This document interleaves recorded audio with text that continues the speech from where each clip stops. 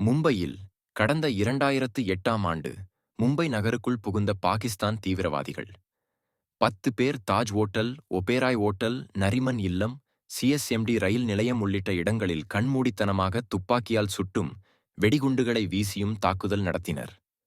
நாட்டையே அதிர்ச்சிக்குள்ளாக்கிய இந்தச் சம்பவத்தில் அமெரிக்கர்கள் 6 பேர் உள்பட 166 பேர் பலியானார்கள்.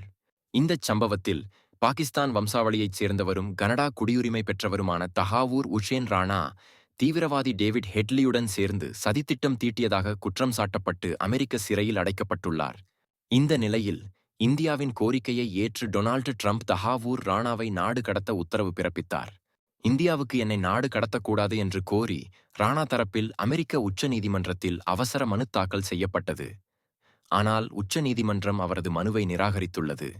இதனால் விரைவில் அவர் இந்தியாவிற்கு நாடு கடத்தப்படவுள்ளார்.